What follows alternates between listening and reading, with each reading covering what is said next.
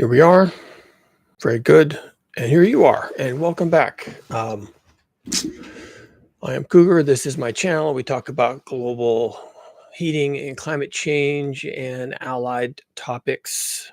And I spoke yesterday about a YouTube video that Rupert Reed did, and I did a reaction on that. And we're going to follow up on that a little bit. I could have said more at the time, but I kind of wasn't thinking about that. I was thinking more about what he was saying and trying to comment on that and maybe clarify some things. But after I signed off on the video, I had more thoughts of my own. So we're going to revisit that a little bit. And actually, today might be a little bit of a mishmash of just loose ends thoughts I have right now. So welcome back. Welcome if you are new. If you like this kind of content, you might want to subscribe. I do this periodically, and if you want, updates on when I've posted something, definitely subscribe. And of course, we'll take any likes and comments. And this may be a video where you may want to comment on some things. So what I'm talking about specifically is this problem I have with both the science of climate and the activism regarding climate and the public discourse about climate and policy around climate and politics around climate and economics around climate. So all of that, basically everything outside of the actual science of climate, although sometimes I even look askance at the science itself. Not generally, actually, but all of the science communication, is that the science policy? Is that the basket we're going to put this in? Let's start with that. So yesterday, my reaction video to Rupert Reed, who I like, by the way, and it was a good video, and I had very little contrary to say about it. You should go watch it. His video, I mean, and mine too. You may want the commentary. And one thing I did not address is the thing that he did not address. I thought he did a really good job steering people away from baseless optimism. Can I use that term? Baseless optimism. We have no basis for optimism. And he's a philosopher. He used to be somewhat optimistic about what we could do or ought to do about climate change and climate activism and climate policy and fighting climate change and all the things you hear all the time. He was, perhaps still is, I doubt it, but was a big part of XR. He's English. Extinction Rebellion in England, founded by Roger Hallam and some others. And I think Rupert was either in on it early or became associated with it shortly after it was founded. And that's an activist group, and it's kind of in the name, Extinction Rebellion. They're not going down without a fight, essentially. But now he seems not to be part of that anymore. And I appreciate that, because I'm not an activist. I think gluing yourself to tractors and throwing paint on the Mona Lisa is not going to help. It's just not the direction we need to go. And it's not because I think it's stupid. I mean, go ahead and do it if you want to. I just don't think it helps. I just don't think it's the work for the moment. Very, very simply. And my analogy was, and in my reaction video, I mentioned this. I'll mention it again because I think it's actually very germane to why I don't think you need to throw soup on the Mona Lisa, okay? It wouldn't make any more sense if you were a passenger on the Titanic and the Titanic has hit the iceberg and you're frightened and angry and you don't know what to do and no one's providing you with leadership and no one's telling you you're going to be okay. And like I said, you're angry and you're frightened and you're frustrated and you're lashing out, and the captain walks up to you and you throw soup on the captain, right? I mean, that's about the level of things. That's about the level of things. Throwing soup on the Mona Lisa or gluing yourself to a pipeline or a airport runway or whatever you're doing, it is about on the same level as walking up to the Titanic captain and throwing soup on him. All right. Maybe you'll feel better. Okay, so that's an outcome. Now you feel better. But so what? That's not the work of the moment. I'm a scientist. I'm an engineer. I focus on the work of the moment. What are we supposed to do? And for someone whose answer is, oh, well, you rush out and you find a priceless artifact of civilization in some museum and you throw soup on it, uh, that's your answer. That's all you got. That's it. That's all you got, really. Well, I just don't find that particularly useful. Sorry, I just don't. We have a lot of work to do. And the thing that Rupert Reed did not mention, and I'm not picking on him, it's just that he's the last science educator, climate change activist type person, okay, that I've listened to. And I don't listen to a lot of them, just so you know, but I happen to catch his act. And so now I'm responding to it. I'm not picking on him because I hear scientists saying the same thing, activists. I mean, these people who glue themselves to tractors, if you ask them, the press shows up and they're curious. So why have you glued yourself to a tractor? Well, we're here to demand climate action and, to fight climate change. And I guess that works with the press. That works with your friends, but that's kind of meaningless. You're not fighting climate change ever. You are not. Physics? Gravity? Are you fighting gravity now? You're not fighting climate change. Okay. You're not ever doing that. It's coming. It's here. It's not going away. It only gets worse. And you're not fighting any of that. Please explain to me how you're going to fight any of that. Oh, that's not what I mean. I mean, we need to take climate action so that, we have a future. Climate action? Okay. Would you like to be more specific? Well, we must reduce our emissions. Okay, fine. Which emissions? From what? Where are they coming from? And how are they being created? And who's doing that? Oh, so it's that lousy fossil fuel industries. They're the ones that are creating all the emissions, and it's carbon dioxide, and it's going in the atmosphere and enhancing the greenhouse effect. Really? The fossil fuel industry is doing that? So I'm just looking around and I'm seeing all these cars and all these jets going by overhead. And that's not the fossil fuel industry. That's other industries. That's automotive industry and the airline industry and the trucking industry and the trains and the everything, and the cargo ships and the iPhones being shipped from China back to every place in the world. And that's how the fuels are being burned. The fossil fuel industry doesn't burn the fuels. You burn the fuels. So, I mean, you could put them out of business. I guess you could do that with the fossil fuel industry. They're a business selling a product. You could stop buying their product and they would go out of business, right? So that's a thing you could do. But are you going to do that? You want to stop climate change. You want to, fight climate change. Well, you have to stop buying the product. The thing that you're burning and that's keeping your civilization rolling along. Here's the number, right? If you've been on this channel very long, you've heard this number many, many times. What's the number again?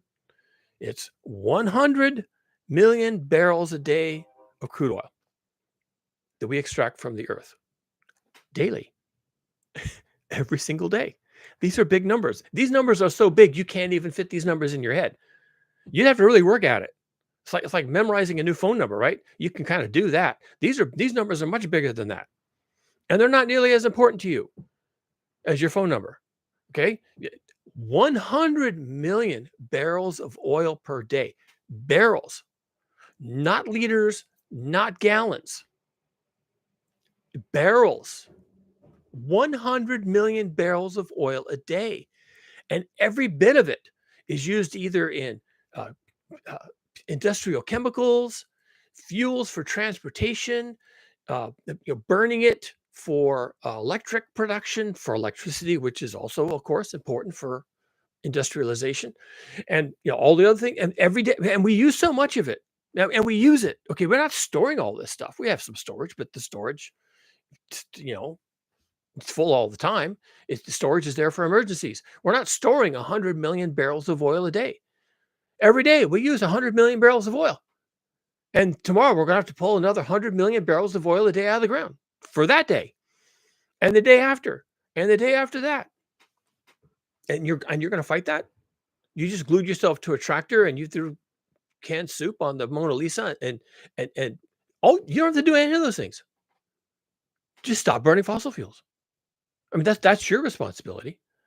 And I know that doesn't change the situation. I'm not stupid, okay? I know your individual choices do not change the situation on the planet. But I'm telling you that gluing yourself to a tractor or trying to stop a pipeline also doesn't change the situation.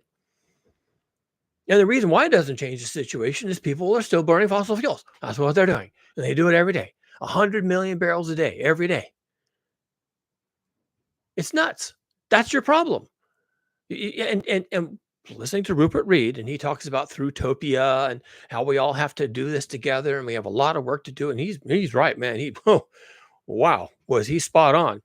Go watch his video. Go look at my reaction video, the last video I did prior to this one, and then go watch his, because you want to hear what he has to say, because he ain't wrong.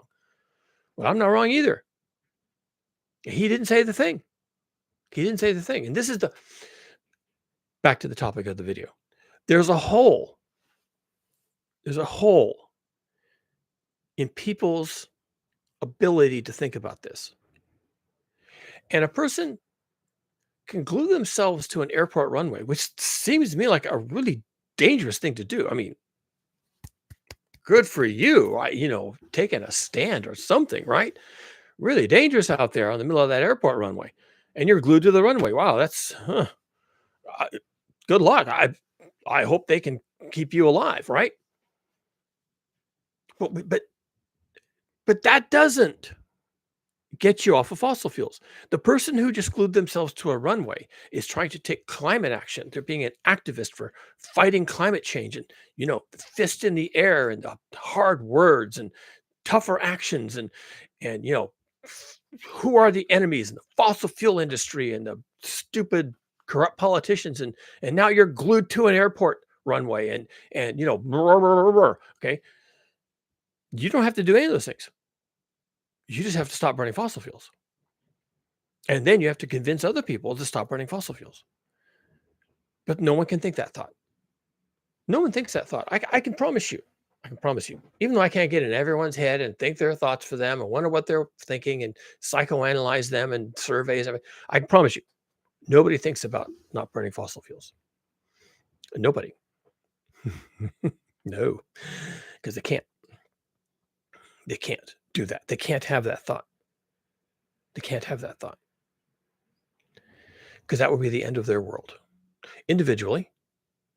And eventually, of course, if enough of us have that same thought and act on it and just stop burning fossil fuels, walk, ride a bicycle, you know, grow your own food. I mean, what are you going to do, right? But let's say we all have that thought. We stop burning fossil fuels, and we stop buying at the store, and we stop upgrading our iPhone, and we stop using the internet, and we stop browsing YouTube, and we just stop using fossil fuels.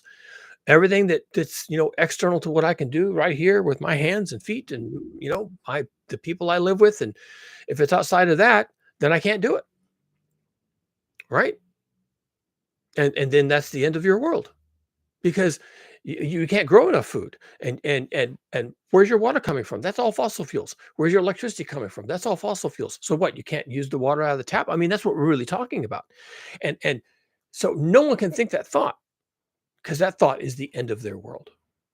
And they would much rather glue themselves to an airport runway or throw soup on the Mona Lisa than to end their world. And that's just how it is. That's how people are. That's how you are. That's how I am. We're struggling to survive as it is. And why heap more difficulties on top of an already troubled life? I ask you. So they don't. In fact, if you get them thinking about fossil fuels at all, which is where our CO2 is coming from, which is enhancing the greenhouse effect, which is warming the earth, which is going to destroy civilization. Okay. If you get them thinking about fossil fuels at all, then their very, very next thought is, yeah, we got to stick it to the fossil fuel industry. Okay. Go ahead and do that. But if you start fining them and forcing them to remove CO2 from the atmosphere and forcing them to do their operations differently, and then the price of your fuel is going to go up. Well, we can't have that. My God, I'm barely surviving as it is. And the price of fuel goes up. Why, my 40-mile commute is endangered, and I can't live in the suburbs anymore. And what am I going to do? Can't have that. Well, that's what you're signing up for. In fact, the quickest way to cut carbon emissions, which is about the level people are willing to talk about this. The quickest way to cut carbon emissions is to make the source of carbon emissions, the fuels we burn, including coal and oil and natural gas, all three of those, okay? But crude oil is the principal fuel these days. The best way to cut our individual or collective carbon emissions is to put what we call a price signal or a carbon price on the fuels. So if you're happy to buy fuel at 4.50 gallon and you'll just kind of use it to do willy-nilly, just whatever you want, then let's double the price. How's that sound? Double the price. Now it's $9 a gallon. Well, now you'll be a little more circumspect. Do I really want to, drive the half a mile to the market to get, cigarettes and milk, or do I? I knew a guy who did that when I was growing up as a kid. Every day he'd go down to the market in his truck and he'd buy a pack of cigarettes and half a gallon of milk every single day. People get in patterns, okay? $9 a gallon. Are you going to jump into your car and go down the street to get a pack of cigarettes and a half a gallon of milk? Or are you going to walk or ride a bike? Or maybe not make that trip at all. I mean, you could combine some trips, right? Maybe I don't need a pack of cigarettes and a half gallon of milk right this second. Maybe I can wait a couple of days when I'm going to do some bigger shopping. And so I'll go down there. And of course, the other side of that same coin is, you commute 40 miles to your work. Could you change that? You might have to change that at $9 a gallon. And your employer, if enough employees show up at the next company meeting and they're banging on the table saying, hey, $9 a gallon, we have to do something, they might allow more employees to work from home if that's feasible, right? If they're technology workers or knowledge workers or something like that. Even teachers, right? Even teachers could work from home. We have technology for this stuff. You put a big screen, there's a camera, the kids can interact with the camera, and the microphones, and the teacher is at home, and the kids go to one classroom during the day, and then the different teachers jump on the monitor during the day and they have their different lessons. You could do it that way if you want it. It's new, right? Classroom management is critical. They'd be shooting up heroin and shooting each other with AR-17s or AR-15s or whatever they are. And that's true. Classroom management would be a real problem. And hey, we could have robots. How about a robot in the classroom that's semi-autonomous and has AI and can monitor the children and make sure that they don't, try to kill each other or sexually assault each other or whatever, right? You have a robot. A robot's not a teacher. The robot doesn't go home. So you have a robot in the classroom who's strictly there as like a hall monitor, and you've got the teacher at home, and the teacher's on the screen, and then there's cameras for the classroom, and there's constant communication. And even if the teacher wants to walk around the classroom and look at the work the students are doing, the robot can walk around the classroom and look at the work the students are doing, and through the robot's eyes, the teacher can see what the kids are doing. Oh yeah, that's a pretty picture. That's great. And how about trying this color over here? And then, if you mix these two colors and experiment a little bit, you get a different color, and try that for the bark on the tree. And you can do that, right? And the robot never goes home. Now, how do the kids? I'm laboring this point because I'm trying to create a hole in your thinking. I'm trying to create a hole in your thinking where I can slam the next thought. Okay? That hole doesn't exist. You can't think the thought of not burning fossil fuels. You can't even think that thought. Nobody can. I can. I am constantly aware of it. Constantly aware of it. I have my truck out here. I work on my truck, but my truck is a working truck, right? I need it to do certain work. And what I'm doing is work on my property, trying to create habitat for people, doing gardening, and I'm moving materials, dirt, and all this kind of stuff. And I need the truck to work. And I drive it, a lot when I'm moving a lot of dirt. But when I'm not moving a lot of dirt, you know what it does? It sits there. And you're never going to find that truck at the drive-through at Starbucks for my latte. And you're not going to find that truck out on the freeway, bumper to bumper traffic, going 40 miles to work in Mountain View, which I never did, by the way. I rode a bicycle from here to Mountain View. I did that. It was exhausting sometimes. And as I got older, it got harder. And it meant I couldn't work in certain places. I had to work locally. I had to always try to find a job because there was a place in my head where I was thinking about, don't burn fossil fuels. Pattern your life free of that. Now you're going to say, "Oh, but I can't do that." Fair enough. It that could be a fact that you can't do that. That you can't not live your life without fossil fuels. One example is that you can, be in the suburbs and there's no shopping or schools or hospitals or libraries or anything in the suburbs, and it's at least 10 miles to a shopping center where you can buy food, at least 10.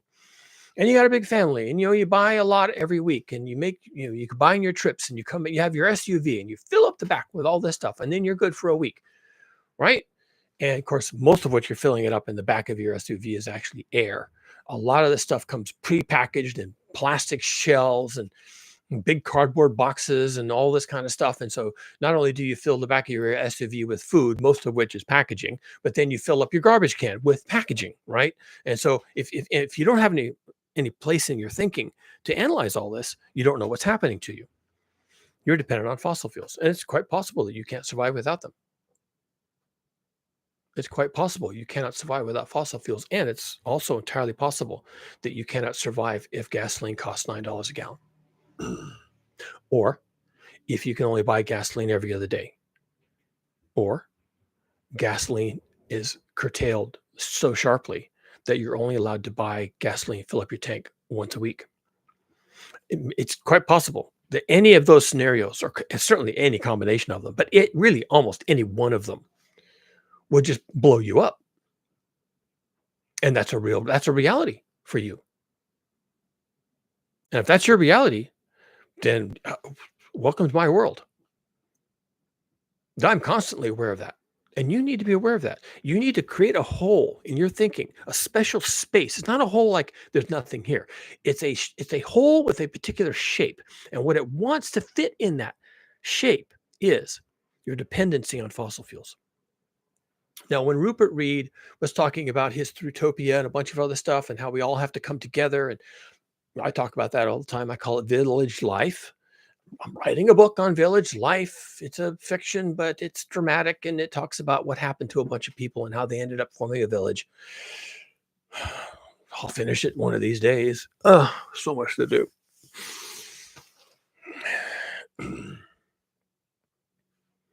He was talking about Utopia and how we're going to get through this. And he wasn't really talking about we need more activism, more people throwing soup on the Mona Lisa. Okay. He's not talking about that now. He's given up on that. He's not even part of XR anymore. He doesn't want to hear about activism. He's saying we have to pull together. We have to focus on survival. His words, you have to focus on getting through this, and you can't get through this alone. And that's really the focus of this entire channel. I call it global heating.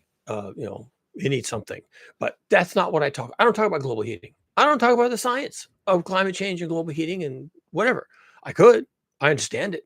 I could put the charts up and the numbers and the tables, and we talk about the AMOC and the polar vortex and collapse of the Greenland ice sheet and the Doomsday Glacier and Larsen A, B, and C, and we could talk about all that. We could talk about sea level rise, right? Hypercanes, Tornado Alley, hurricanes. We could all talk about all that. We could talk about excess energy in the system. We could talk about excess evaporation from the seas, causing torrential rains, places where they didn't used to get them. We could talk about all that. But I don't, because it's self-evident. It would be the equivalent of, once again, my favorite reference. Sorry, I just yammer on about it. We could talk about the Titanic has hit an iceberg. Ermagerd, there's an iceberg here. Who put an iceberg here? Who ordered that on the menu? Yeah, why did we hit it? Couldn't we have swerved? Isn't there anyone watching? How much water's coming in? Is there water coming in? How much? Are we bailing it out? Can I do something about that? Can I help the pumps? Can I help bail the water out? Can we save this ship? You can have all that conversation. Or you could say, okay, so is the ship sinking? You could just ask a question. Yeah, forget all that. I high level summary here. Give me the high level outlook. Is this ship going down? Yeah, it is. Thank you. That's all I needed to know. I don't need to know how much water's coming in. I don't need to know how big the crack is in the side of the hull. I don't need to know who was asleep at the helm when we hit an iceberg. I don't need to know where the iceberg came from. I just need to know one fucking thing. Is this ship going down? And if your answer is no, well, then I'll relax. I'll go to the bar and get a drink. Help me relax.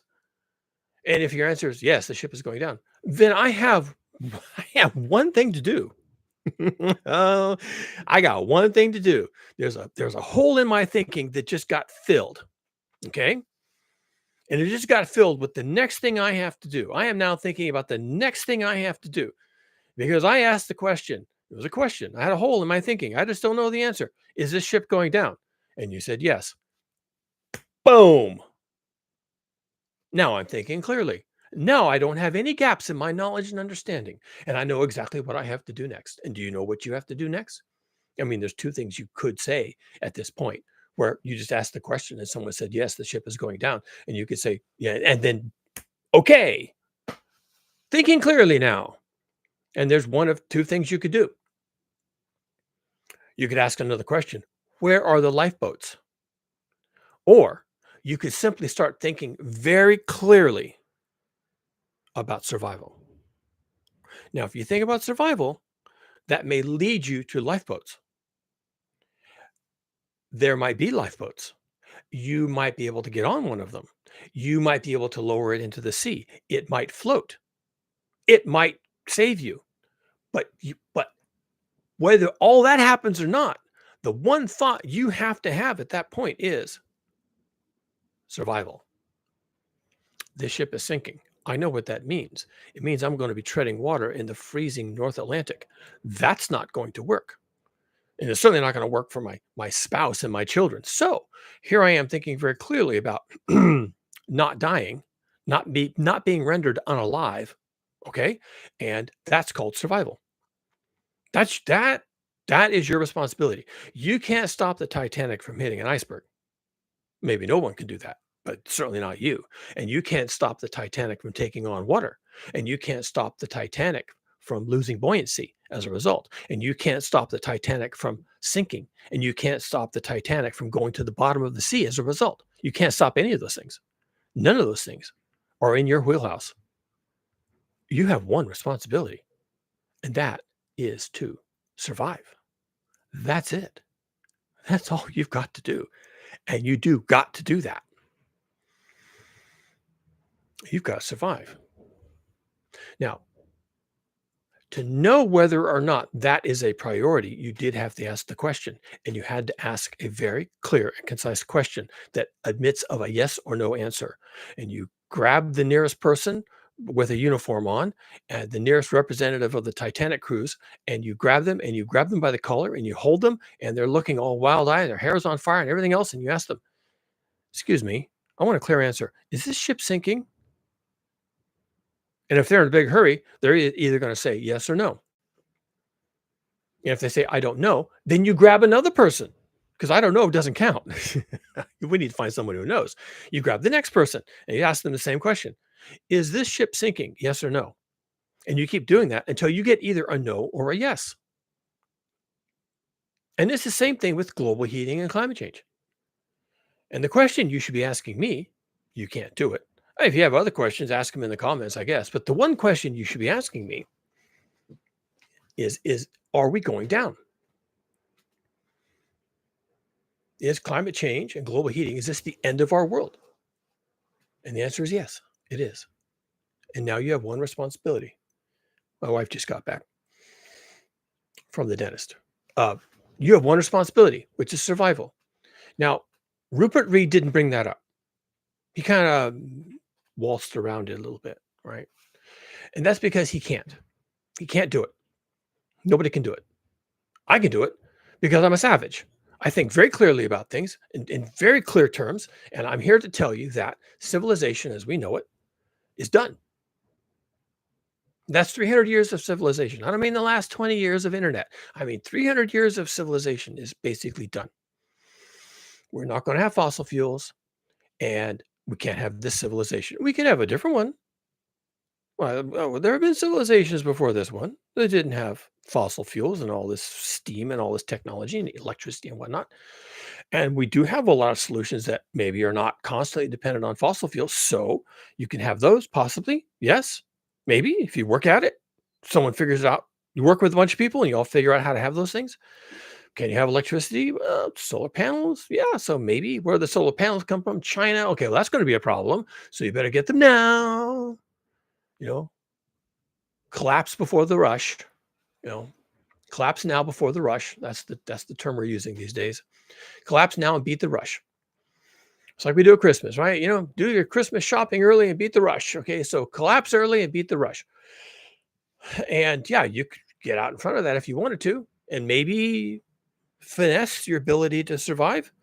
If you were on the Titanic, you'd be edging towards the lifeboats, maybe be inspecting the lifeboats. Is this a lifeboat? Is this what they look like? Hmm.